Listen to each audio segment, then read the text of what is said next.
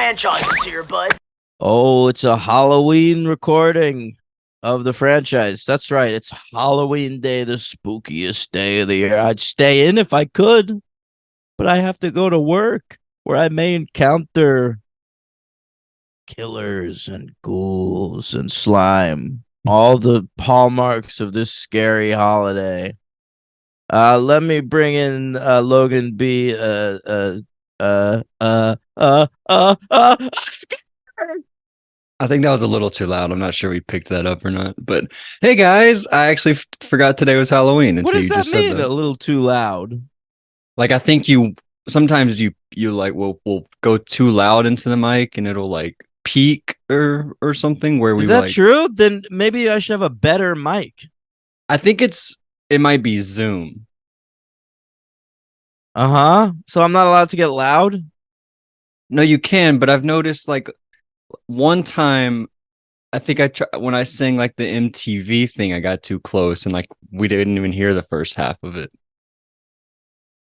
I'm not Huh. really sure exactly what it is. All right. Should we start over? No. Why would we Okay. start over? I don't know. Happy Halloween though, everybody. Yeah, we're finishing up Insidious. So yeah, what I've learned about Insidious is there's one good Insidious movie. Nope. Two of them. No. What's the second one? The third one. That's not good. It's just better than 3 stars, baby. All right. I like it. I mean, I was excited when I watched the first one. You know that it was just that one we watched that week. Because remember, it was like the last of the. What was Final the one we did before this? Destination. Yeah, we did Final Destination 5 the same week as Insidious. I was so excited. I was like, we finally found the great new horror franchise for me to dig my little fingers into. I have little fingers, by the way, they're stubby. And it was just sequel after sequel of nonsense. All right. Well, I have big fingers over here. They call me Big Finger Logan. But I agree with you. And we originally planned to do Insidious 1 and 2, but the fifth one wasn't out yet, so we postponed it. So I think we got your hopes a little high only doing that first one. I think that's right. If I saw the first two the same week, I'd have been like, "Oh, another good movie with a bunch of bad sequels." But I was like, I saw it at the end of Insidious. I saw a way forward for this franchise that would interest me. Okay, like I was like, this is not a bad idea. Sequels to this movie, it can be done. But I don't know. It's over a decade later now. They've made 4 of them, and not a single one is good. Well, disagree about that, but we can keep going. Well, we will. Today we're talking about Insidious, The Last Key. What's the full title? Is it just Insidious, The Last Key? Yep. Yeah, no chapters anymore. They decided to cut that out. Even though this is clearly like the sequel to the previous movie. Right. And then we're also covering Insidious, The Red Door, the highest grossing horror film of all time in the Philippines. Wow, that's incredible. Good for them. It's a fun fact I learned that blew my fucking mind. Yeah. Okay. You know what's gonna pass it probably? What? Probably They Follow, if I had to guess. Oh my god. Or maybe Black Phone 2. Maybe that one. Do you remember? Was it on? It was on the podcast that I was talking about how great it is that It Follows. That's why I doesn't sent it have to a you. sequel really recently, right? Yep. What a Now they're doing it. bummer. Everything's a bummer. No movie can just be a movie. Not a single one. Like I'm at a point now where I root for movies that I like to fail because then they won't make shitty ones of it. Right. What if announced tomorrow, second Reformed? It'll never happen. I'm telling you. Like the movies that I love movies that just don't do shit. Because then it's like it has an opportunity to like really live with me and stick with me and be a self-contained piece of art. I You agree know what I'm with you. saying? Of course I do. Yeah. Like I'm gonna go back. I watched like John Carter last year, Mm. and I was like, God damn, that was great. You know, I'm so glad it tanked because there would have been bad sequels. Yeah, I remember it. Oh, all right. Now let's talk about 4 and 5 though of the Insidious franchise. Um, let's go back to 4. So the last one we watched was the third one. It was a prequel, right? Right. Did it have a title? Insidious. Wait, what? Thanks. No, good job. No, it's just Insidious Chapter 3. Okay. I was confused about which one you were talking about. Yeah, the third one. Now what happens in that movie? That's the one where Dermot Mulroney has a daughter who ends up in a wheelchair. She gets hit by a car outside of her audition, and then she starts Right, seeing right, ghosts. right. What's her name? Her name was Quinn, remember? Because Quinn. it was It's the Quinn same the as movie. Scream. I love that. Yeah. It's a little bit like Corey in Halloween. Like she just took over the franchise for a movie. Yeah, a little like that. Yeah. Quinn, Quinn, Quinn, Quinn. Quinn. um that's good stuff. All right, so but now it's a sequel to that one, but Quinn's nowhere to be found. But don't you worry about it. All our heroes are here. That's right. I'm talking about Elise, Specs, and Beard. Tucker. Did you like Oh, that line even whatever. where she's like, "Why do you guys wear your little outfits?" And then it's like even a callback to the end of the last movie. It's like it was her idea. She had the great idea. We should wear And a suit that and tie. sucks. No, no, no. But what happens is if you end your previous movie with her going, you know what I think would be a good idea is you guys wearing suits and ties. You remember the first movie? Like, if you're gonna end a movie that way, the next movie has to start with them in the suits and ties. What like she's like, not the like they're trying it on. It's like a trying on sequence, and she's like, not the right one, and they go back in. And she's like, I don't know. And they try on another one. It's No, like one of I would those. argue it's done. We saw her state the idea. Okay. Next step, they're in suits. We Well, they don't were need to in see. suits. She No, she just complimented them, and he reminded everybody that it was her great idea. what do you, that's not true. She brought them for them. They Wait, weren't what? they weren't intending to wear suits in this movie. Are you When fucking they serious? yes, when they got to their destination of the house of the Kirk Acevedo character, Garza, Right. okay? She says to them, I've got some special outfits in the Oh car my for god. you. I swear to you. I was just thinking about the part whenever Specs is like talking to the cute girl he likes, Imogen, and she's like, "I like your suits," and he's like, "Oh, it was her idea." I don't remember the part where like they actually had to change into their suits. They did, at which I was wondering about too, because they were already at the house that they were going to. So what? Yeah, The is this the Tucker first and one? Specs just like got back into the van together and started changing clothes. No, maybe like a bathroom or like on this around the side of the What house. bathroom? They're gonna go into the house and go like, "We're not in our ghost hunting outfits. Can we use your bathroom?" Maybe they didn't change at the same time, but who cares? Even if they did, they're good friends. They're just getting down to their underwear. Yeah, I guess you're Except right. Tucker, he's notoriously he's commando. Unless Elise assigned them underwear for the outfits. Elise, like Ellen underwear, Elise underwear. Yeah. Elise has her own brand of underwear. Do you hear about No, Skims, the new underwear of the NBA? You know about that? no, it's the Kim Kardashian's underwear brand is like the sponsored underwear of the NBA. great. I hate this whole planet. All right, anyway. Yeah. Um. Anyway, so let's start talking. Oh, so this movie, right? Lee Wanell, he's back. He's gonna write it and produce it, and of course, star in it as the classic character Specs. You hate the name Spec. Specs, is like bottom 10 characters I've ever covered on the show. The characters or character names? Yes, You hate the character? characters. What's wrong with Specs? He's horrible. But he got a cute girlfriend in the newest movie. Yeah, he's so unlikable. When that girl gave him the time of day, I wanted to be like, "What the fuck are you thinking, girl? And You've it's been like, you've been through something so traumatic that you now want to fuck Specs."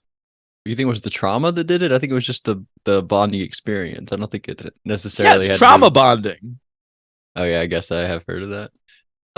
It is weird too. Like he wrote this movie and he wrote his character to be cool, but the other guy to end up with Jello. That's not cool. I don't You know think. what else is wild? Lee Wanell wrote his own wife into two of these movies, and he finally writes himself a kissing scene with a different lady. Well, remember we talked about how he directed that last one, so he was able to get her back on. This one, it was he probably was like, "Hey Adam, can I get my He's wife writing them on?" all, man. But he just this guy Adam Robitel directed. He probably put his foot down. No, no, Lee, I'm not getting your wife on No, here. I'm not saying like he should have had the wife again as a different character in this Oh, movie. I'm saying he should have kissed his fucking wife in a previous movie. yeah. Well, okay. I don't All know. right. He was waiting. He knew not like in this movie it made sense for him to have a girlfriend. The other ones it didn't. Why? I don't think it He's a ever clever makes guy. it never makes sense for Specs to have a girlfriend. Except for now, Imogen. Think that they fit well together. You All think right. they end Anyway. up together? So this is a prequel. So Imogen, do you think Imogen and Specs are married by the time of the first Oh, that's a Insidious great film? question. I think yeah. I think I'd like to think that. And I also think that Elise probably performed their wedding, whether she was dead or not. What do you mean? Like oh, like the "You May Now Kiss the Bride" like that thing? Exactly. Okay. Yeah. She ministered the wedding, Yeah. I believe she would do that. Wait, even dead? even dead. Holy shit. Well, you'd have like her voice, but someone else would go like dub it, but that like someone else like mouth it, but she would be doing the sound. You know, you see like baby Elise in this movie. Yeah, do you think like she should be doing the voice? Because I definitely my thought that. my girlfriend said that. That made me laugh so hard. Yeah, yeah, it's pretty funny. Yeah, because you had like the adult do it, like, and it was what's her name, Lynn Shay. She was dubbing the voice of that adult in the second one, was it? Yeah, And now you see her as a baby, and as like a maybe a 14-year-old, maybe Lynn Shay, get in there. yeah. I thought that it would have been very funny. By the way, I think the little girl Elise was very good. Like I getting thought so abused by her too. dad, I was like, oh I my thought god, I so really too. feel her pain. And I looked her up, and she's been in stuff. Good. I did not look her up. So what's she been Yeah. in? I don't remember. I probably should have written it down, Well, but it's I not memorable then.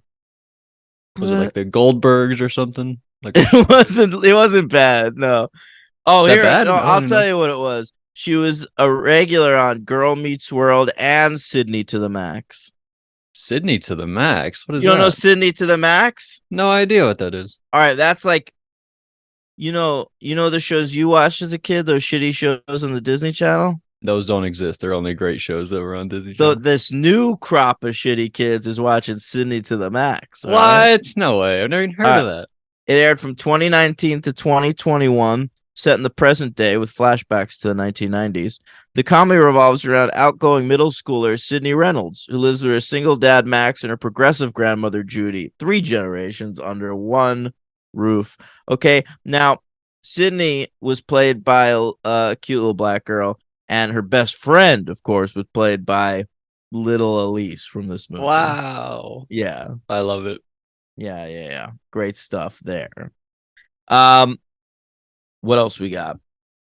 I don't know. Oh, right. Let's talk about it. So our new director is Adam Robitel. Are you familiar with him? Yep. Really? Had you seen his first film? He got this Yep. movie off of a movie called The Taking of Deborah, Logan. What do Yep. you think of that? I thought it was very scary. I like it. If you haven't seen it, I would recommend it. The first time I saw it, I was scrolling through Netflix with my family, and it's a long time You saw ago. Your Name and you're like, let's watch that. this is what happened. It was one of my more embarrassing moments. I was like, "Oh my god, there's a movie!" I was like so obsessed with the fact that my name was in the title that when I How old are said, you? I don't know. I mean, this is like it's maybe like 2014. I'm probably like maybe like 15, 16 years old. But we're just like looking Okay. on Netflix for something to watch. And my name was in the title. And I was like, oh my God, there's a movie called The Taking. I said The Taking of Deborah Logan. I thought her first name was Deborah. I was Yeah, it's so because you obsessed don't with my own read, name. Logan. Yeah, it was very embarrassing. Yeah. But Deborah! that's Deborah! hilarious.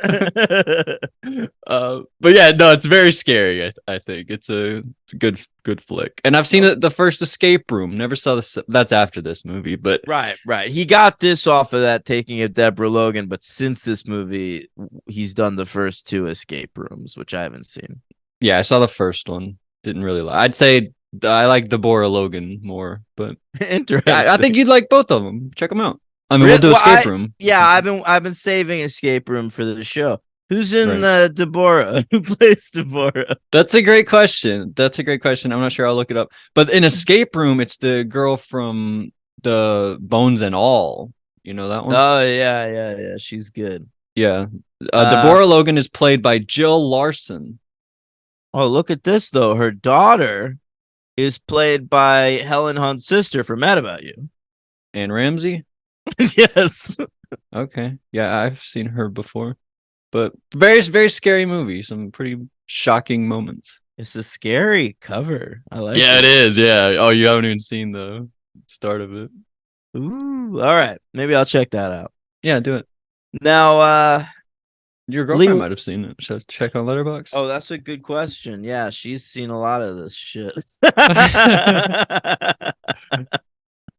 She has seen it. She gave it a 3. Okay. Yeah, that's Yeah. what I gave it. Yeah, as did And Hank. Henry. Yeah. Huh. Wow, 3s across the board from everyone I love. Yep. Um, so Jan 5th, 2018, that's the release date of this movie, January 5th. It explains why I had no memory of this movie. When Insidious, the Red Door was coming out, I was like, oh man, they made a 4th Insidious. We should finally cover that franchise. And then I think it was Dallas that was like, I think it was the 5th one, man. And Yeah, it is. I think in hindsight, this is why. Like, it's just like, who's thinking about Insidious movies in January? Well, let me tell you, I'm watching Oscar bait, baby.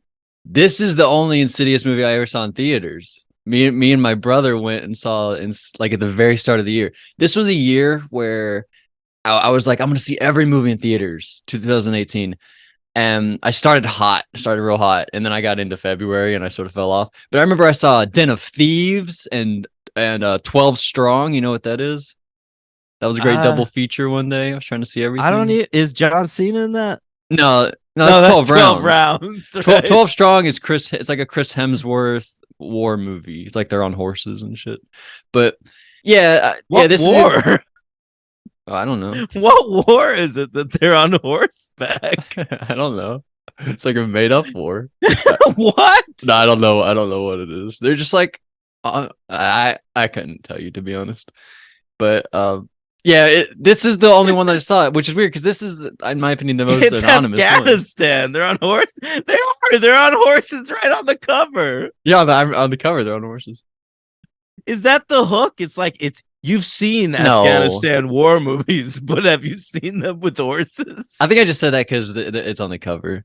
It's so funny. No, but Uh, it's not a terrible movie. But you gave anyway, it Insidious 2. Chapter 4. I gave it a 2. Okay, Yeah. that's right. Okay. All right. So it had a budget of 10 million, which is about what the last one had. And the box office gross for this bad boy, $167.9 million. They're That's still more than the making last one, I money. think. Yeah, and by the way, Red Door is more than this one. So this franchise is Box still office hot. wise, Yes. I had no idea. Oh, well, it's Yeah, the me biggest one in the neither. Philippines, right? Is it that one or this There one? you go. That's right. Yeah. Wow. Biggest movie in the Philippines ever. You know what the previous record holder was? Bumblebee. No, horror movies. Horror movies. The Black Phone. No, it was The Nun. Oh. And do you think like the producers of The Nun too are super pissed off? They're like, "Well, we've got the Philippines, right? No That's why they brought that problem." actor back that we didn't know was in the first Yeah, you're movie. totally They were right. like, "This You're will totally crush." right. Yeah, he's good. Yo, the Philippines is gonna pop for this motherfucker. And no, they were just into the Red Door. That's wild. I had no idea. All right. Can I tell you something funny? Yes. 1953, Five Keys, New Mexico. Is that supposed to be a joke? See, I mean, the movie starts. All right, let me just say it came in at number 45 at the box office between Skyscraper and Instant Family. I had to get that out. Is that Owen Wilson, Instant Family? I want to say it's Mark Wahlberg. Mark, what? Okay. Yeah, he like adopted a bunch of kids in this movie. Okay. Anyway, um, but yeah, so it opens. I'm already pissed off because it didn't even do the little title thing. Oh wait, you know what I'm thinking of? Father Figures. Oh yeah, good That's call. an anonymous movie with Owen Wilson. Well, see, if you asked me about that movie, I think I would have also said Mark Wahlberg. Okay, so I'm not crazy, kind of. Yeah. Um, where are we at? I don't know. I'm sorry. It That's came okay. out. Father It came Figures. out. Oh, no. So I was mad at the beginning of this movie right away. Okay, because it didn't do the title thing, and I really like the title thing. It doesn't do When that at all? when the title comes up in red, and it goes like, If you are you did the not going to hear noise, it that? just Are you not going to hear that noise? yeah, honestly, if you just did it, it cut out. It did. You did the noise and it cut out? Yeah. That's crazy. Do it again, like back away a little bit. I think it barely picked it up. I don't know what's going on, man. That's But crazy. They do it in the next one though, I remember. no. Patrick Wilson makes a meal of it. He connects it to a car being started. Like it goes like vroom. And then fucking but in this one it just skips right by it. I was like, fuck this Robitel. I didn't even notice, honestly. That's The crazy. one good hallmark of this franchise. He doesn't even do it. He doesn't do it at And all. then Like even after you go from like her as a little baby to her as a old woman. you see the title card come up and it's the same like red font, but it doesn't do the screechy violins. What the fuck? That's crazy. Yeah, You got to do that. I agree. So, but then it says Five Keys, New Mexico, 1953. And you're back, baby. And I'm already laughing. I guess I just assumed the town would be important to like the lore of the movie. Like they'd find something out about like the foundation of the town or something. Sort of like Hill Valley in Back to the Future or something. What does that have to do with it? Well, sometimes in movies you'll see them at like the like the archives of the town, right? Okay. And they're in like a big room with like dusty books, and they're reading about the town. They did this in Buffy. Remember when they went back and read about like the mayor from like 100 years ago? Yeah. Yeah. Oh, I thought you meant Hill Valley like had something to do with with like the name or something. Oh no. But that's where I thought it was going, but like the town never really comes back. It's just called Five Keys, and this movie is the last key. Yeah. And there's the main villain is named Keyface. It's like they're really interested in a key motif in this movie, but it doesn't mean anything or matter at all. 100%. You're right. It's insane. Like, is it a joke? I don't understand. I'm not sure. I really don't get it. I mean, I guess it all goes back to that there's a prison, right? Like the key face guy keeps mortals imprisoned, Right. and also he's got keys for his hand, so it's five keys. But why I is think it that in the Five town- Keys, New Mexico? That's so not important that it doesn't mean anything. I don't know. Like it seems they were just like, oh, that'd be funny. But is it supposed to be That would funny? be, I don't think it is supposed to be funny. Then I what else think is it? Like that? I Only think thing that it's makes like a sense to hint. me. I think it's like oh, I think you're supposed to go oh keys. Really, you're supposed to like see that and be like, oh my god, no, oh my goodness. Yeah, Like it's like a keys. What? chill supposed How to does go that down your line up? spine. Yeah, yeah. I think you are supposed to get goose pimples. That's crazy. That's so funny. And it's 1953, the year my mom was born. Wow. Yeah, so I popped for that. And so then I'm looking at Elise and I'm like, oh, so she's probably like my dad's age. Yeah. Okay. She's just a little older. Um, and I don't know, she's got an abusive dad. She's seeing fucking ghosts everywhere. It's a mess. Yeah, it is a mess. And all right, where we go next? Well, her Walk me mom through dies, this. right? Her mom dies. And her dad's like, "You fucking killed her, you little skank." I don't know what he calls her, That but doesn't happen till later, does it? what? Like she goes down in the basement, and her mom goes down, and then her mom gets hung by like a demon, but her dad thinks that she did it. Isn't that later in the movie? Well, I think like it gets revealed later, maybe. I don't Yeah, know. I But think like this flashback is just like cut into like three different parts of the movie. but then we see her when she's like, as you said, when she's a teenager, and she sees that demon, that ghost. That's not really a ghost. It's like actually a girl that's being imprisoned or whatever. But isn't the mom still alive at that point? No, mom Oh, died when she's she was not. little. All right, never mind. The mom, by the way, I popped for the mom because she's played by Dr. Murphy from Grey's Anatomy. That's cool.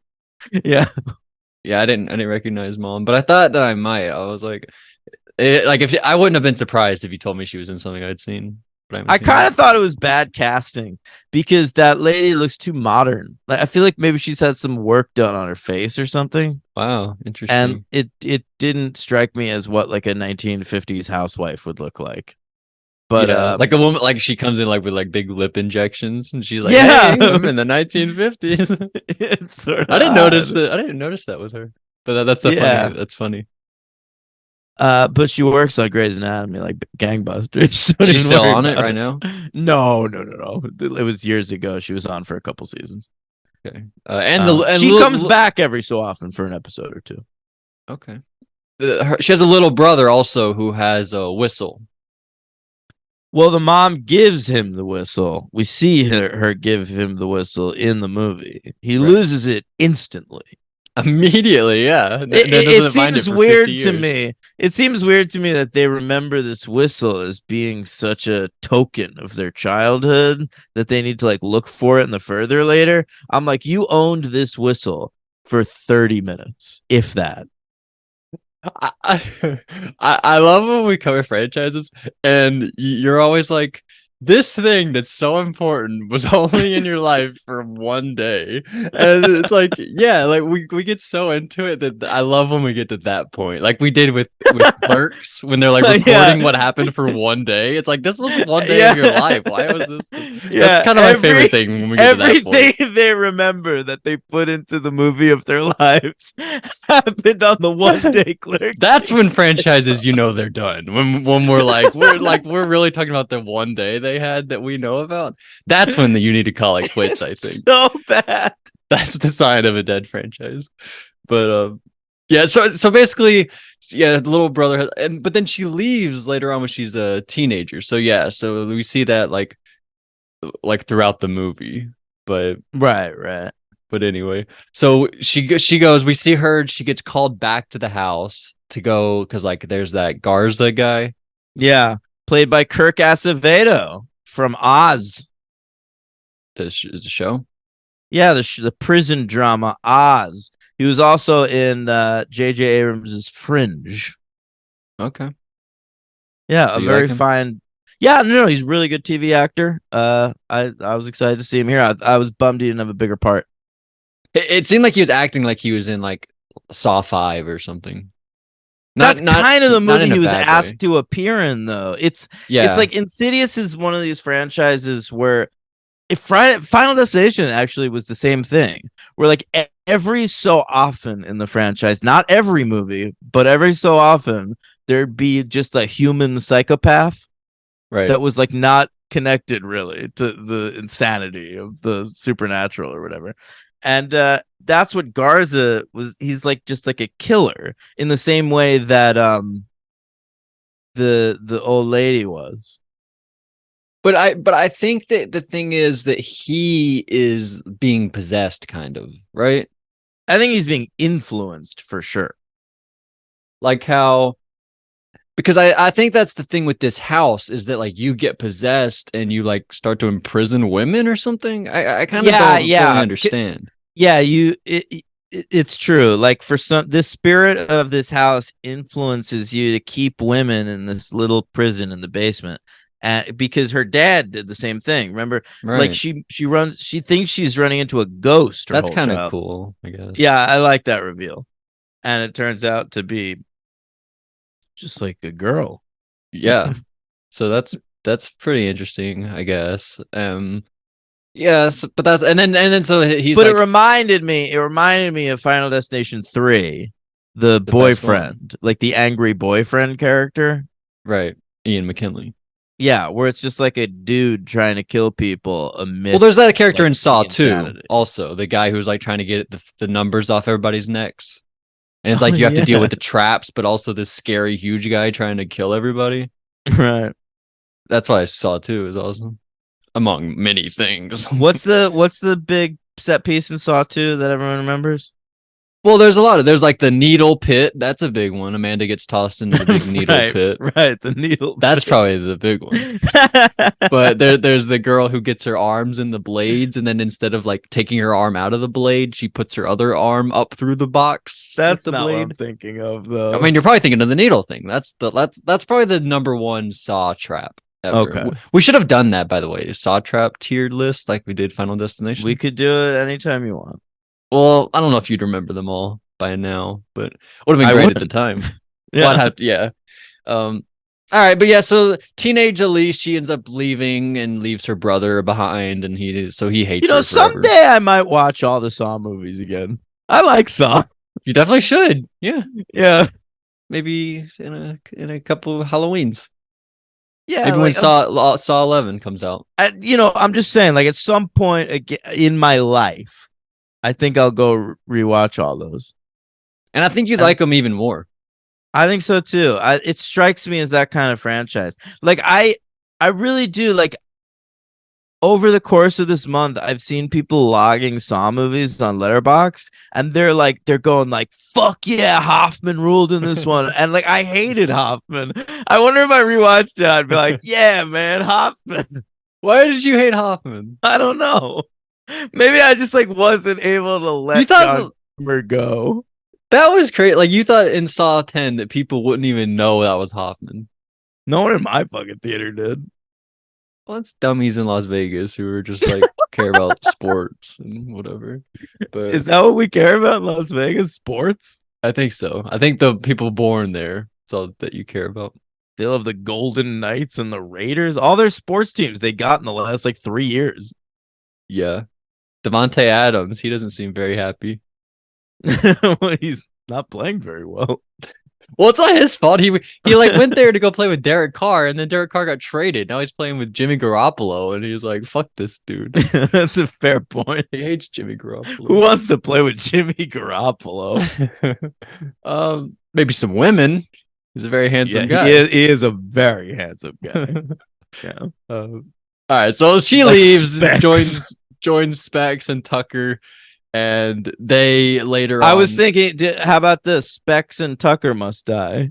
Ooh, I disagree, but that's pretty Or funny. what about this? Specs and Tucker versus evil. Oh, I like that way more. Yeah. But it would be Tucker and Specs. It'd be Right, Tucker and right. Specs That's versus what I evil. meant. But Specs Tucker must die. I hate. I don't want them to die at all. But it'd be good seeing them in thongs like John Tucker. Remember that part when John Tucker starts wearing thongs? Yeah, vaguely. He like wears them to basketball practice and stuff. It's great Yeah. stuff. Anyway. John Tucker, an original cast member on Passions, aka No, Spike's favorite show. Yeah, that's awesome. I bet he was his favorite character. I could I see bet him you're liking right. that guy, relating to him. They had But similar eyebrows. okay, I can kind of see that actually. The all right, so Christian, we meet Christian as an old man. They're like in a diner or whatever, and he's got these two daughters. I actually don't know if they're daughters or Christian, friends. Christian. And so Melissa, your favorite that character from Resident Evil, she's back. I couldn't believe it. I Kmart. couldn't believe my eyes that I was gazing upon the majesty of Kmart. I think I told you when I was watching Resident Evil, I was like, "Yo, fucking Kmart's in an Insidious movie," but obviously that meant nothing to you at that time. But It's true. here she is, and she's the one that's like out of the movie for a little while. She goes into a coma. The bigger one's Right. probably Imogen, right? Yeah, and I'll tell you what. Um, Imogen. What's this actress's name? I'm not sure. I didn't get the actor's name. It's Caitlin Gerard. Okay. Yeah, And she was in a TV show back in 2015. ABC did a show called American Crime, and it was created by John Ridley, who had just written 12 Years a Slave. And they were like, here's a TV show guy who wrote 12 Years a Slave. You can do whatever you want. And it was an amazing TV show. Ran for 3 seasons. It was an anthology. The 3 seasons are different. But I think like nobody really remembers it or talks about it, or it like didn't make a cultural impression. And I think it's partly because it premiered the exact same year as American Crime Story, the OJ Simpson one. And so like that was such a huge hit. And then there was this other show just called American Crime, not Story. And I don't know, like nobody talks about it, but this actress, Caitlin Gerard, was on the first season of that show, and I had her pegged that whole first season. I was like, she's gonna be enormous. I yeah. was like, this is a fucking star. And I was wrong. Okay. Like, I have not seen her in anything. I see. She was in the new Magic popped, Mike. Yeah, she popped up in Magic Mike 3. You didn't recognize her really? Well, she was in Magic Mike, so she was just like Oh, wow. reprising her role from that for like a scene or something. But yeah, I mean, it didn't really pan out for her. I hope she's still working consistently, and maybe it'll pan out for her eventually. But I remember that whole year, 2015, I was like, the next big star in Hollywood is Caitlin Gerard. She was the Amber Mid Thunder of that year, possibly. Mid Thunder's still gonna come out Well, I'm just saying that she's the one that we thought was going to be a big star. Well, Mid Thunder, I mean, was Prey this year or was that last year? last year. That's kind of crazy, actually. Well, like I haven't seen her one time, but I see Yeah. Caitlin Jordan. I don't even see anything upcoming. Yeah, it's a bummer, man. Like she's been in a few, like she was in The Social Network, and she's popped up in a couple of Soderbergh movies. So like clearly, like, and John Ridley, the 12 Years a Slave guy, like auteurs like to work with her. Like she's clearly an actor that can give, but I don't know. Maybe she's just not like popping for the executives or something. Or we as a society moved past people like her, sadly.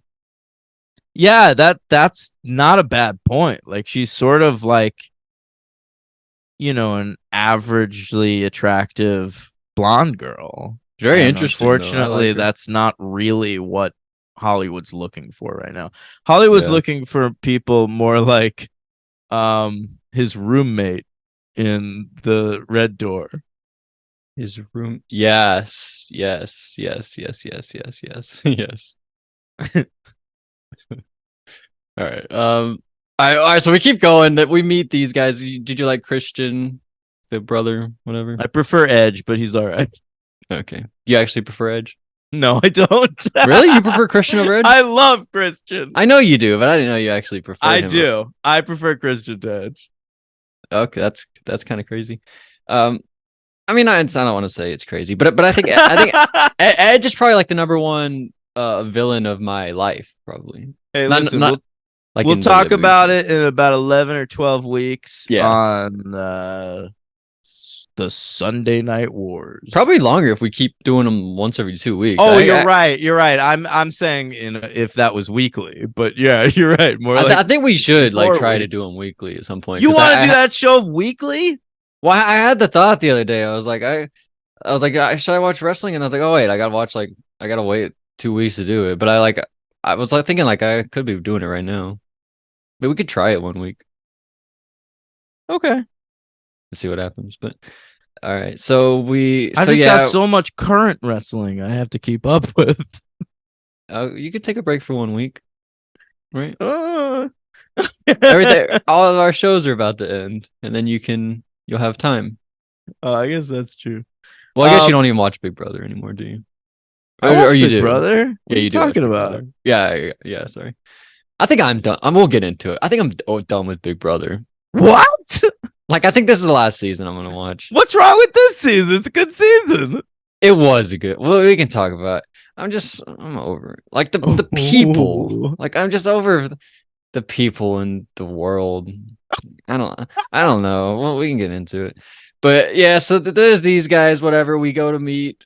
Did you like that action scene where like Specs like he's got a gun and he's trying to kill Garza and then Garza's running through the house and oh, what's gonna happen? No. Okay.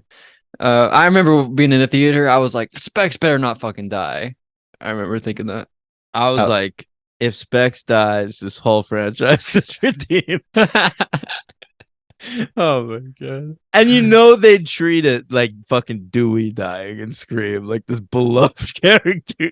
Well, they should. It is the exact same as that. All right, so what do you think about the part? So Melissa at Kmart ends up in a coma somehow. I don't remember, but she goes into the further, and then Imogen's like, I actually big twist, I can see the further. I go into the further. There's too many characters at this point that can go into the further. It needs to be a rarer thing. Like if this many characters were going into the further, there'd be a whole race of furtherians like the fucking mutants in the X-Men. But it's kind of cool because it's like it's not like Star Wars, how it's all just like one Skywalker family is a Jedi. Like anybody can go to the further. It's kind of like makes you like yeah, you don't have to be a Skywalker. It shouldn't be that anybody can go to the fucking further. I don't mean anybody, literally anybody. I just mean like metaphorically, like the figurative anybody. Like right. You could go to the further, you know? I mean, that's what Star Wars was at first too. But then the midichlorian thing kind of made it weird, I think. Yeah. And but I kind of like it. It's kind of cool. But what about the part where we go? So this is the last key. So we get to a big set piece where Elise goes down and she's got a bunch of suitcases and she's like, "Oh, gotta open this suitcase. Oh, is there a monster behind the suitcase?" Did you like that part? Camera going back and forth. Where's the monster? All right, I'm trying here. All right, so then, right. Yeah, no. I mean, I wish I had better answers for you. It was no. Okay. I mean, I understand. I feel how you feel. Is this when they also see the hazmat suit and they're like, that could come in handy? Yeah, I do think that's around here. Yeah. I don't know. This movie, it's not scary at all. There's no like we talked about in the third movie how like there was such like Lee Winnell was pulling out all the stops in the direction. I felt there was no pizzazz. I wasn't interested in anything that this Adam Robitel was doing. It's so interested in lore. Like the whole movie is just like the origin of Elise mixed with like superhero Elise. Like of all of them, this one really treats Elise like a fucking creature of fantasy, like just Miss Marvel or Captain Marvel. So like, I mean, even at the end of the movie, dude, when she like gets the call from the Lamberts to tie this movie into the first movie, and she's like, they're like, or no, it's the mom, like the Barbara Hershey, right, the grandma, calling. Yeah, and she's like, I was expecting your call or something. The Barbara Hershey character's like, what? And she's like, it's what I do. Yeah. I'm like, what is this? What am I watching right now? But it was weird because it seemed like mom seemed shocked. By mom, I mean grandma seemed shocked that she even knew about like Josh's name. which I thought was weird because like she had a whole experience with Josh when he was a little kid. I thought, man, I thought that the writing in that part was very weird. But I think Lee Winnell is just such a ham that when he directs a movie, he's like the direction is going to be the biggest standout. And then when he goes back to writing, he's like now the script and the lore is going to be the biggest part of this movie. You know what I'm saying? Like he has Yeah, to it's make his part interesting. stand out the most, kind of. He's a Yeah, weird guy. and his character Specs is the star of the franchise. Kind of. All right, so we go at the end of the movie, whatever, they're all saved. And oh, did you like the end where we're like we opened the wrong door and we see Dalton fall down? Like I think we don't need the Lamberts at all in this movie. It like we can cut that out. Well, yeah. I know why they did it. Like they I love don't. doing shit like that in these movies. But like we've Tying done that in the second movie and the third movie, and then now like the fourth movie, we're doing the same thing. I thought. But if the intention at this point was to bring back Patrick Wilson in the next movie, then I get it. Do you think they were even thinking that? Did I this don't one I get don't think postponed they because of were. COVID? Maybe. Seems weird. Then 5 years then passed. yeah, this one probably was. Well, I read that at first before the Red Door was in production, they were planning on doing a crossover movie with Sinister. Hmm. Sinister versus Insidious.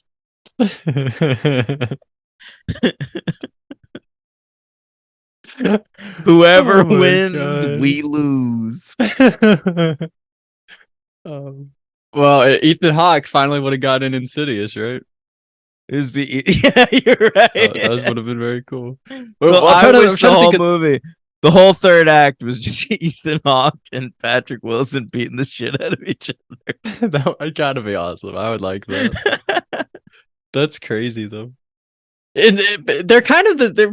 I mean, not to say they're similar because Ethan Hawke is way better than Patrick Wilson, but Ethan Hawke has had Sinister and The Purge, and then Patrick Wilson had The Conjuring and Insidious going around the same time. They were sort of No, competing for similar spots there. for sure. Both of those dudes planted their flag on horror, like late in life.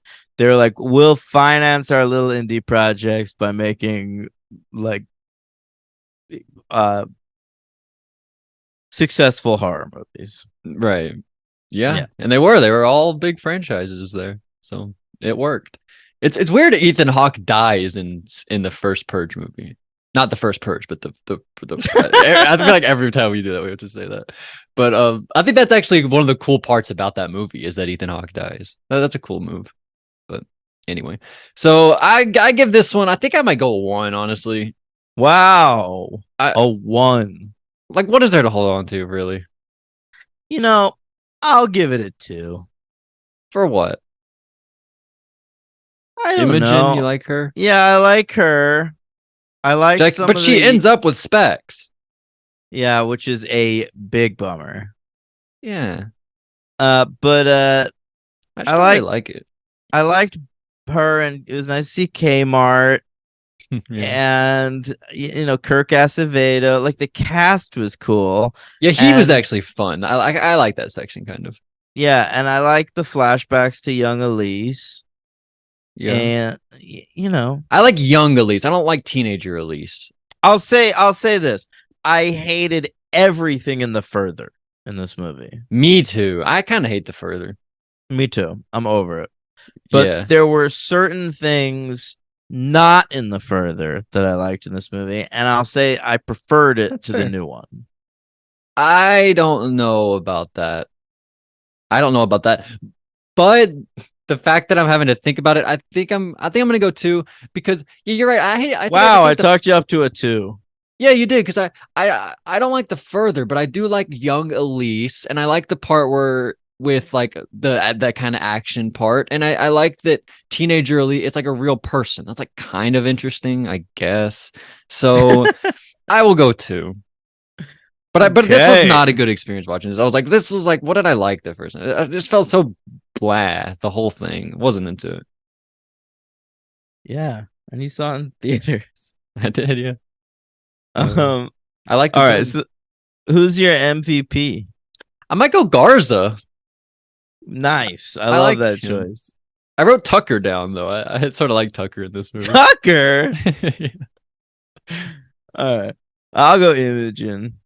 Okay, And yeah, you like Imogen. who's the LVP? I wrote Christian, the brother. Right. Should we go Well, Specs? You hate Specs more than I'm I going do. Specs. I'm going Specs. But the Christian as a grown man was Bruce Davison. It's good to see him too. From X-Men? Yeah. Oh shit. Wow. I only know that because there's a part in our X-Men commentary when you were like, that's Bruce Greenwood. And I was like, that's not Bruce Greenwood. And you were like, that's Bruce Davison. And I was like, oh shit. So he's the guy that like melts and goes through the thing. Yes. And it goes up on that beach and you got Stan Yes, Lee. Senator Robert Kelly. That is awesome. I didn't once recognize it. So I would kind of feel bad, but I don't want to go Kmart or Specs or so I think I'm gonna go Christian. I'm sorry.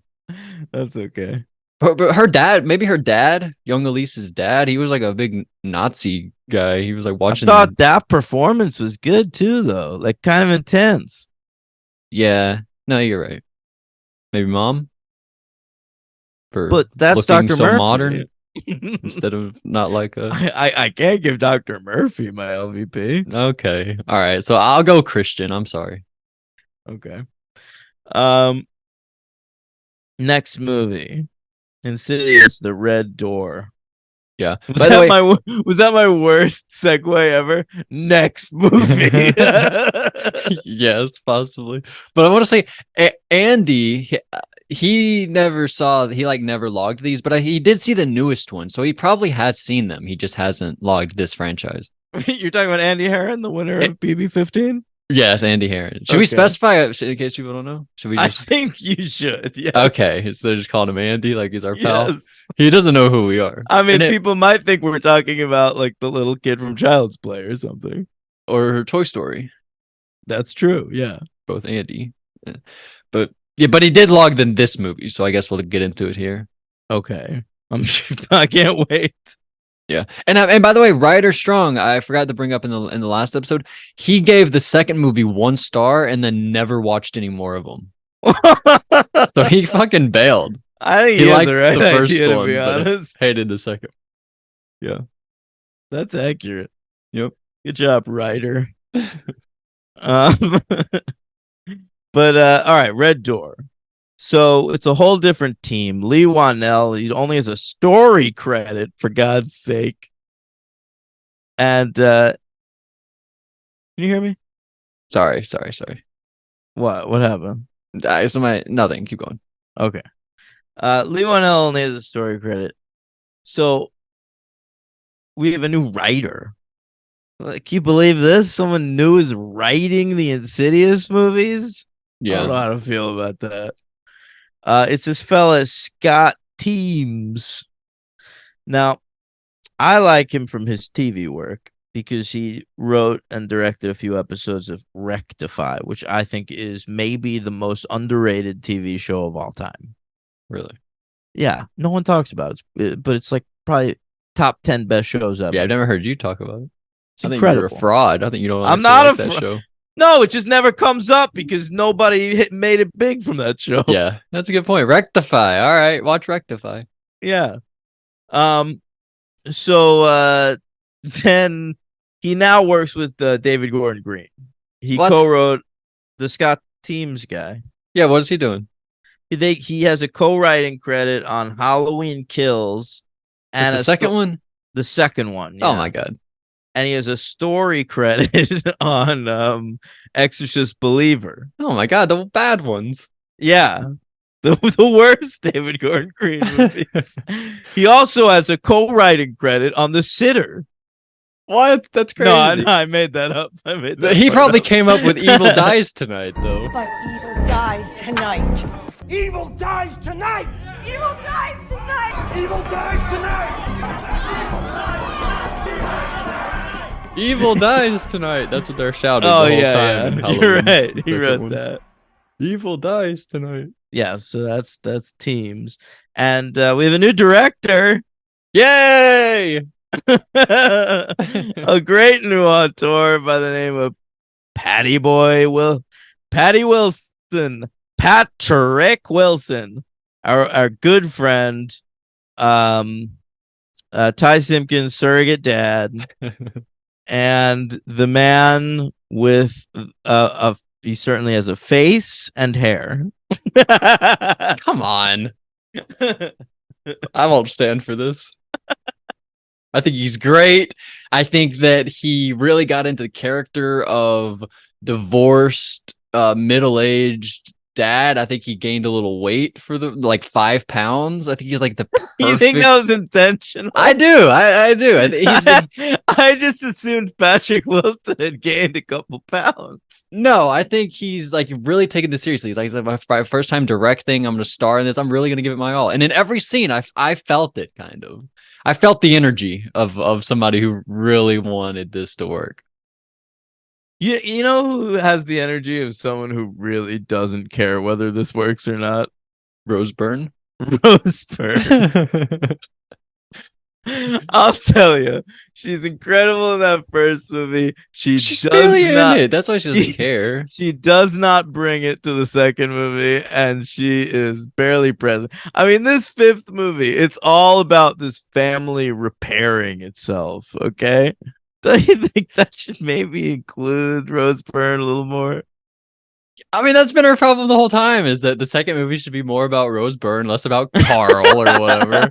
And this one should be more about Rose Byrne, less about fucking Josh's dad that we never needed to learn about. What's going on there? We got to learn about Josh's dad. Yeah. Who cares about that, man? Yeah. I want to spend more time with Foster. Oh, Foster. I feel like you sort of took a shot at Dalton's little roommate, but I kind of liked her. Like I feel like we're getting this character type a lot with like this yeah, type we of actor. Sure are a lot. But I thought she was good. I thought she I thought she was appalling. I think we'll see her again in something, and I think you'll be like, "Oh, she's good." Remember her from Insidious: The Red Door. Here she is, good. I think that'll happen one day, and so I wouldn't necessarily take her out, but like all the stuff about like Josh's dad that we never cared about. Why isn't Rose Byrne in the movie more? I agree with that. I think the answer to that is that they were like, Rose Byrne, do you want to come back for Insidious 5? And she was like, no. And they were like, we'll give you $3 million to be in roughly 4 scenes. But isn't she doing Neighbors 3 or whatever right now? Is that what she's working on? Didn't you tell me that? That they're doing a Neighbors 3? Did you tell me that? I don't. Or maybe you said that the show she was in with Seth Rogen was like. Oh, maybe that's what it was. Yeah, that's what she's doing. I don't know. She's doing that show Platonic on Apple Plus. Okay, that's like they're doing a season 2 of that. Yeah. Okay, that's pretty cool. She's working a ton. Look at this. She's in Peter Rabbit 2. That was years ago. She did an episode of Bluey. She was in Spirited with Will Ferrell and Ryan Reynolds. Oh my god, really? She's a voice in Mutant Mayhem, which we covered. Mayhem, did you say again? Yes. Leave me alone, goddammit. I love that. That's funny. And she also has that other Apple Plus show, Physical. Just 2 Apple shows? Yeah. Wow. I don't know about that one. Physical. Apple Plus fucking loves Rose Byrne. Yeah, I do too. I understand. But these movies don't love her, so... No! She doesn't love these movies. I'm telling you. Okay. I assume they'd have Rose Byrne in a lot more of this franchise if she were available. Right. Well, I think they're just so cheap that they don't offer her enough. I mean, they're not that cheap. The Red Door, I didn't even go through this, but it was July 7th, 2023, the release date. The budget was $16 million. Yeah. Okay. Was that That's 6 not million that cheap. Yeah. Not that cheap. It made $188.8 million. Isn't that's a hit? That's like more than the first one, I think. Yeah. The first one was like 180. I don't know if that's true. It's currently in the standings at number 25, highest grossing movies of the year. Movies are making money again. Yeah. That's good to hear. 25, and it's made almost $200 million. All right, there we go. Do you want an update on the top 10 highest grossing movies of the year so far? Yeah, that'd be fun. We could do that. All right. How about this? Number 10, Indiana Jones. Full Isn't that title, wild? please. And the Dial of Destiny. Yeah, that's not that crazy. I'm Like sort of Indiana Jones. surprised to see it in the top 10. Okay. Like, not in the top 10, Fast 10. Not in the top 10, Mission Impossible. Yeah, But that's Indiana Jones sticking around. well, Mission Impossible just got eaten by Barbenheimer, I think, right? Was that Yeah. like 2 weeks later? For sure. Yeah. Number 9, Sound of Freedom, the QAnon movie. So I'm glad to see the QAnon movement is still spreading rapidly. You loved that movie, didn't you? Sound of Freedom? Yeah. What are you talking about? Didn't you love that movie? I didn't see it. Oh, I was just trying to make people think you were a big QAnon. Okay. You should have gone with it. I didn't realize it was a bit. Okay. Number 8, John Wick Chapter 4. Yeah. Number 7, Ant-Man and the Wasp, Quantumania. Number 6, Little Mermaid. Wow. Did you see that one? No, Why not? I'm racist. Okay. Was Avatar this year or was that last year? That was last year. That was last year. Number 5, Oppenheimer. Okay. Number 4, Guardians of the Galaxy Volume 3, a movie that made you cry. I knew you were gonna say that, and if you didn't, I was gonna say it. So I'm glad I that you know. did. I bet Barbie is number 1, right? Number 3, Spider-Man Across the Spider-Verse. Yeah. Number 2, the Super Mario Brothers. Oh, movie. I forgot about that one. Yeah. Yeah. And number 1, Barbie. Yeah. Great movie. I feel like I hear Yeah. a song from that movie like every other day, basically. Yeah, at my job, I work in a hotel, like a / casino, and they have like a playlist that plays just 24 hours a day, and it's infuriating. Yeah, And that it's song, like you a won't Dua hear Lipa the song is on. you won't hear the with same Billie songs Eilish. every day because it's kind of long, but you'll hear them every other day. Exactly. Yeah, And yeah. and so yeah, they have that Pink. That's What? that song? No, what the hell's that? Pink. What is that? What are you It's, doing? it's Pink by That's all you know? Lizzo. Yeah, it's Lizzo all has I a song know. on Barbie. Yeah. Oh yeah, I think I knew that. We canceled Lizzo though, right? Yeah, she's done from now on. Yeah, for forever. She's never coming Yeah. back. We'll never speak of Lizzo again. Yeah, until she shows up with an OnlyFans doing flute videos.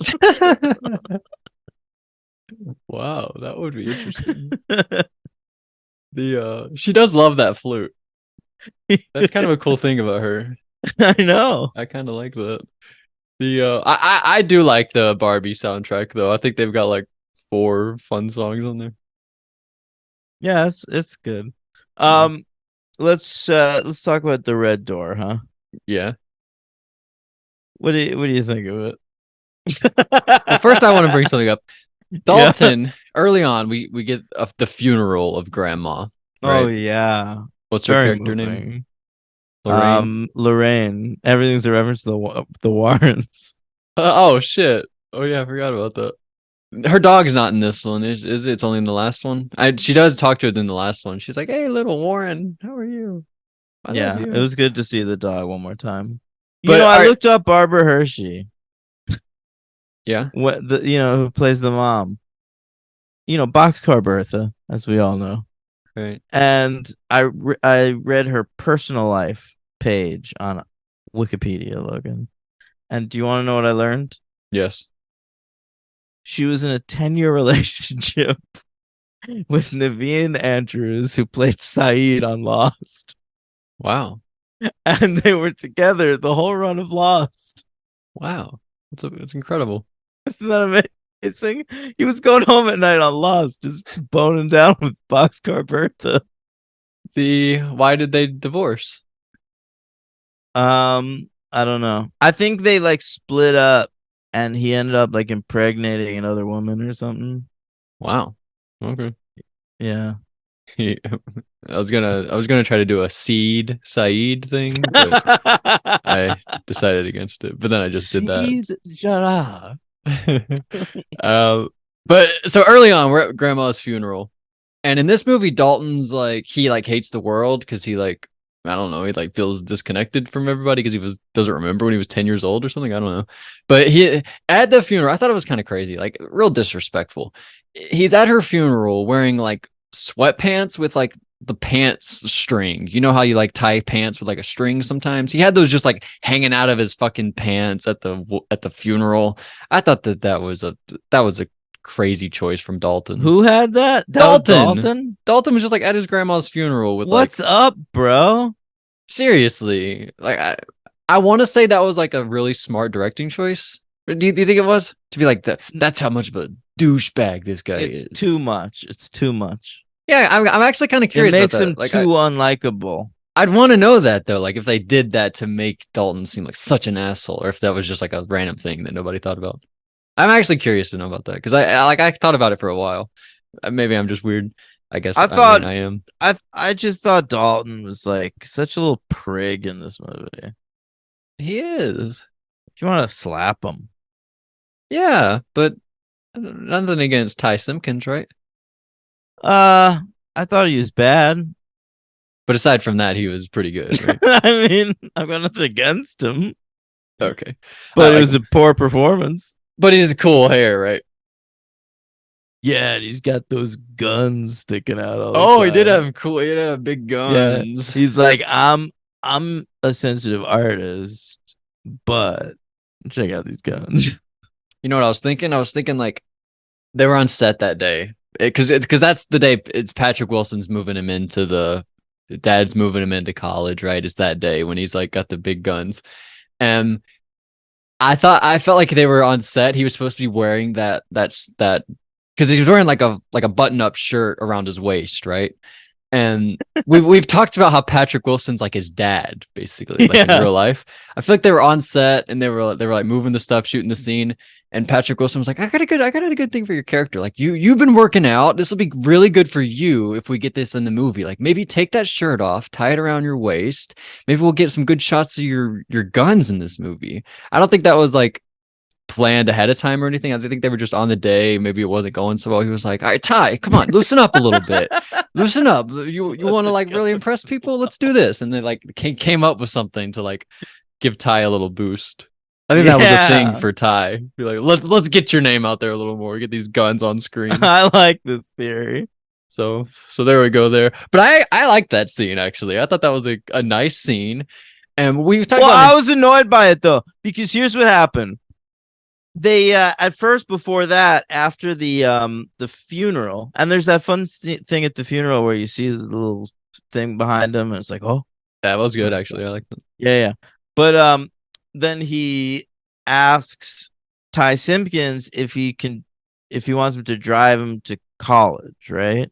Right. And I was like, oh my God, is that what this movie is? Like I got images in my head of the movie I wanted this to be, and I got so excited. Same. Like a road trip movie. That's what I thought it was gonna be. Like Ty Simpkins and Patrick Wilson driving across country. There's nothing I want more on. Dealing with their fucking issues. And I was like a goofy movie. Dude, it's a spooky movie. Oh my God. Oh, we should make a spooky movie that's like a goofy movie, but it's a little scary every now and then. That would be so good. They really had that on their hands here, a spooky movie. I'm telling you, it was an incredible setup for Insidious 5. No, you're right. They just fucking rode right over it. Like the next scene is them arriving at school. Yeah. No, you're right. There's like one scene where they're in the car and fucking Patrick Wilson is playing bullshit REO Speedwagon, and the kid rightfully puts headphones on so he could listen to something else. No, that's good. All this stuff was when I was most on board, and then we get back into the further, and I'm like, "Fucking kill me!" Not really, but back to that part though, when Patrick Wilson's just sitting in the car, and we see like that thing walking behind him. That's another part. I think I just get so excited when I'm like living vicariously through somebody, and I felt that with Patrick Wilson when he like I felt him making the movie. I felt him deciding. I feel like you have this weird connection to director actors because you're talking about Patrick Yeah, Wilson Bradley exactly how you talk about Bradley Cooper. Yes. Well, yeah, because I have this stupid thought in my head that one day I'm gonna be doing that. So I think that you're kind of right. I think also the thing is like is I think about a lot of things from like other people's perspective, and I just think if I was doing this and like somebody like some 25-year-old was like on a podcast, and if I was shitting on them, I think that would be really lame of me. So I try not to do it. So Yeah. but yeah, but I thought Patrick Wilson, I felt him in the car, and he was like really acting. It was like kind of funny where he was like, "Oh, he like wants me to take him. That's nice. Oh, that's cool. All right, sweet." He was like making little remarks to himself, which was funny. But he was having to because it was like such a long take of that thing walking up next to him that I don't know. I could just feel his anxious energy through the whole movie, and I was into it. Okay. So, so yeah, he drops him off. By the way, Patrick, when he's walking off back to his car, and he's crying, and he's doing this little run every now and then to like get to the car so people don't see him crying, but he's like walking to not make a scene, but like every now and then he'll add a little run for 2 steps. You know what I'm Yeah, talking about? of It's so course. good. I really like that section of the movie. Yeah, I mean that was definitely the section of the movie I was most into. Like the stuff that most closely is about the Lamberts. Should we talk about Foster? I don't really know what his story was, but occasionally he would call Dalton, and Dalton would be like, "I remember when I I was in the mean, further." I think he's literally there just for a pop from the audience. Like, it's that other kid. Has he done anything? The other No, kid? nothing. Okay. And you can tell, like, he's Yeah, you really can tell. bad in this movie. Like, he's amateur hour. Yeah. No, seriously, you can actually tell. Yeah. It's crazy how you can tell that with people. Mhm. And so whatever. Another thing in this movie is he goes to art classes. He remember when he was a little kid and he would draw pictures? That's like translated Yeah. to adulthood. He loves art, draws lots of photos, and he goes to art class where it was this Logan Roy's wife from It Succession? was, yes. Yeah, it's his wife from Succession. She's the art teacher, and she's like kind of hard on everybody, but he's like, I don't know. Weird. But parts of the he's like movie. such a it's like she wants to harden everybody into being a prick. But he's already a little prick. Yeah, And he's so like, they I'm have a already little one. connection. Yeah, it's pretty funny actually. And so his big thing is he draws a door, and he's like, "What does this door mean?" And then like he hurts his hand, and he gets blood on the door, and he's like, "Oh!" And she it's comes the over and bread." she doesn't ask anything about the blood. She's just like, "What does the door? What's in there?" Like, She probably just thinks it's like unpainted paint that he's got on there that he just hasn't smeared in yet. are you kidding me? That is clearly I don't blood. know. I don't know. But Don't you smell the mercury in the air? if you're a shark, I don't do people. I guess people smell blood. Not if there's just like a little blood on paper though. There was a ton of blood on that paper. But you're in a big room, maybe you're not smelling the little blood. In terms of like ratios, you know. But Yeah. so the red door, learn all about the red door. Do we actually? I don't know. No, we don't. And it had nothing to do with all the red door imagery in all the other movies. Yeah, are there a million red doors? Are all the red doors going to the same place? Is it just a metaphorical red door? Yeah, to I the mean, we further- closed the red door at the end of this movie by painting it black. Just so stupid. Well, I don't know. But yeah, as far as I know, I mean, there was certainly a red door in Five Keys, New Mexico. Yeah, definitely. We had like a red elevator in the third movie. You remember that? Yeah, There's like a red door in every movie. and a red lamp. Oh yeah, the red lamp. I forgot about that. That was a great red lamp. And And then what? I don't remember what else happened. Oh, I want to bring something up. We see Specs at a certain point on like video footage. They're like, Yeah. oh, Specs and Tucker. By the way, Specs by the fourth and fifth movies is 50 years old. I mean, Lee Wanell is a senior citizen at this point, and he's playing like it in this movie. It's fine because like he looks old as fuck, and it makes sense because like it's years later. It's 9 years after the first movie. But in that fourth one, which is like a prequel, Oh, he's come on. like hooking up with like 23-year-old Imogen or something, and I was like, bro, you want to look at this guy's ID for a second? That's not as crazy as like I mean we talked about it, like Better Call Saul or even Saw 10 that's supposed to be like between Saw 2 or Saw 1 and Saw 2. I think they do a great job in Better Call Saul. Oh, that no they don't. I mean they do a normal job. They don't do any job. They just like want people to get on board. I think the performance sells it though. Really? Yeah. Like who? Mike Ehrmantraut? Odenkirk. Oh, I'm talking more Ehrmantraut because he Oh no, Ehrmantraut, looks you're so much right. older He and he sounds so looks much fucking older. ancient. You're right. That's crazy. Yeah, I never really had a problem with Odenkirk, but I'm sure if you look at a photo of like the first time he's on Breaking Bad compared to like one of the Better Call Saul episodes, it is crazy. But you don't really think about it. Yeah, But it anyway, helps that like when Bob Odenkirk was like in his 20s on Mr. Show, he he looked already old. looked like he was in his fucking 40s. Yeah, he's like what's that guy's from The Exorcist? Forgot his name. But Max but von not like Sydow? yeah, he's like wait, what's his name? Max von Sydow? Matt. Yeah, he's like Max Sydow or Cedo. It's Sydow, I think. Okay, yeah, he's like that, but he never looked like Max von Sydow always looked like he was 75 years old, and Odenkirk always looked like he was like 50. So Yeah, so yeah, it's that's fine for right. him. And John Slattery has always looked like he's 60. That's Iron Man's dad, John Slattery. Yeah. Okay, 60. I don't know about that. I would say. I mean, he looks pretty young in early Iron Man movies.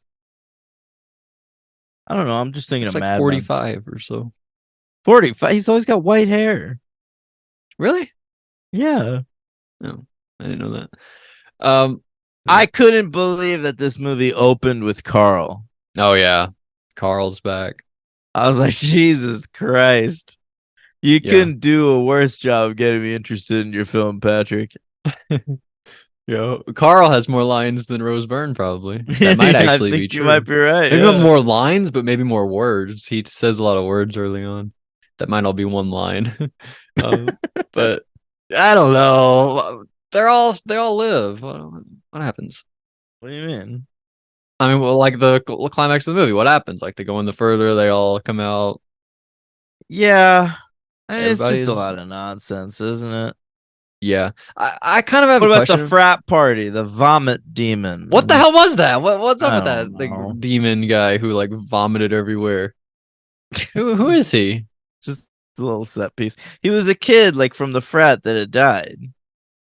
Why is that important? We like spend so much time him investigating. He's like, I gotta go back to find I liked out. that character from the frat, though. He might be my MVP, Nick the Dick. What? Nick the Dick? I prefer Kick the Dick. Remember when she says that? That line, I was like, dude, you did not get the better of him with that line. Well, he's only called Nick the Dick because they thought Kick the Dick was so funny, probably. You ever Yeah. think about that when you hear lines? Like, is this Of actor only course I named do. this because What came of first, the chicken or the egg? yeah, this joke or the character name? Yeah. Like I didn't like Nick the Dick. like Glenn Gulia, that character in The Wedding Singer. He's only named that because Julia rhymes with Gulia. Oh, that's funny. So her name would be Julia Gulia. Right. And that's a fun joke. That is a fun joke. I like that. All right, the girl, the roommate. Was there any reason for her to be a girl? Like it's like he gets there and he's like, "Oh no, it's a girl," and then it's like, why is By that, the way, how though? many times have we seen the fucking oh, that's a boy's name, so they assumed that it's a boy, so she was put in the dorms. It's so lame. But I thought that that would like lead somewhere It or leads mean something. nowhere. They have But it's no pointless. chemistry either as friends or as romance. Like she is a completely insufferable character made up of like tropes that were invented in the last 6 months on TikTok, and I hated her. She's easily my LVP of this movie. I I didn't It really made think. like when characters like this are this bad, it makes me feel like I'm like a fucking maggot person. Wow, that's Like it crazy. really does. Like I'm like I start to watch these movies and I'm like, am I conservative? That's amazing. And, They have that power. yeah, like it's the kind because it's doing all the right stuff. You Yeah, know, it's like we have to do this because this is what the audience will yeah, like, and we it's have to support this sort of thing, and sometimes it's done seamlessly and it's great, and it's I think more often than not actually, but this sometimes I'm just watching a movie and I'm like, this makes me feel bad. Like this is so bad, it makes me feel bad about myself. yeah. I think you did a good job at describing that because I understand exactly what you're saying, and I feel that way about the character, but I did kind of like the actor, and if we see her, I do think we'll see her again, and we'll be like, hey, remember her from Insidious? You hated Her her, but now last name she's is my name. really. Her last name, are you serious? Yeah. What? The actress's name is Sinclair Daniel. Oh, I thought you. Oh my God, I thought you meant her last name was Ehrenberg. No. I was like, that's never happened. We've never encountered an Ehrenberg before. Except for Joshua Ehrenberg.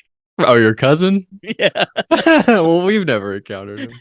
Well, we haven't covered the Green Hornet We franchise. will when Lee finishes making that movie. Oh my God. All right. So, whatever. What do you give it? Are we done? I have nothing else to say. I mean, I don't. I'll give it I'll give it a 2, but Me it's my too. least favorite one. I don't know if it's my least favorite one. I was like, I gotta say, I was kind of really on board for the first half hour, however long that is. And then we start getting into like the vomit kid and Josh's dad. I kind of like the part where he goes in for like the testing. That was kind of spooky. I think that was in the trailer. The testing?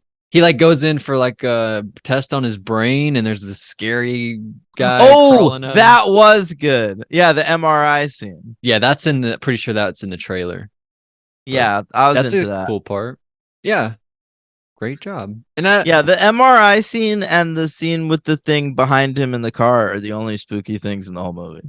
What? Oh my God, D Train. We got to bring up the one part where he's doing the memory game on his brain, and he keeps moving the things off the window, and there's Yeah. the person behind it that keeps walking closer. It didn't really work for me. Like I was never scared, but it was pretty inventive It and was fun. it's a good set piece, but yeah, I felt the same way. It didn't totally work for me. But I was like, ooh, it was pretty fun. And but I kind of feel like the set pieces were like they were pointless and long. Is what I would Yeah, say. they were filler.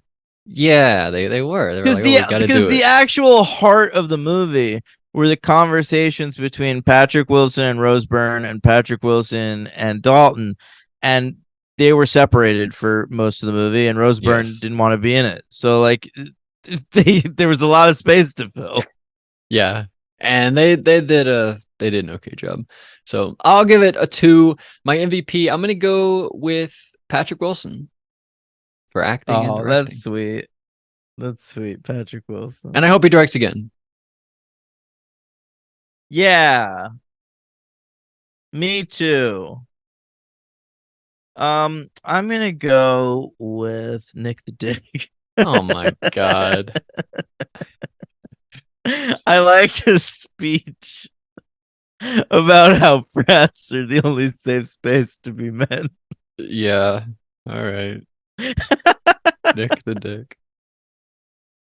All right, my LVP. I'm gonna go with Foster. Yeah, that's a good call. I think he was LVP in all the ones he was in. Maybe. Yeah, I'm no fan of Foster, as you guys know, I think. By But the way, we saw their little baby as like a little girl now. She's like a 6-year-old or whatever. Or I guess 9. It's 9 years after the yeah, last movie. Because all the other ones have been like prequels and shit. We haven't seen them actually progress, but now we actually see that baby as like a real person. true. I thought she was no worse than Foster. So I'm gonna go with Sinclair Daniel. As oh my yeah, MVP. Okay. Yeah. All right. So there we go. Andy gives it 2 stars. Oh, Andy Herron, the winner. Oh yeah, of Andy Herron, the winner of 15. yeah, the winner of your favorite season, Big Brother 15. Yeah. He gave it 2 stars. And I didn't notice if he wrote a review or not. I guess I should He have. did. He What wrote did he not say? enough Rose Byrne, which I agree with. Yeah, that's all I said. Oh, Yep. lots of exclamation points. He was very upset. Which makes it seem like he has passion about this franchise. I'd like to see what he thinks about I actually think he's just a huge Rose Byrne fan. I think that's a thing about Andy. He loves Rose Byrne.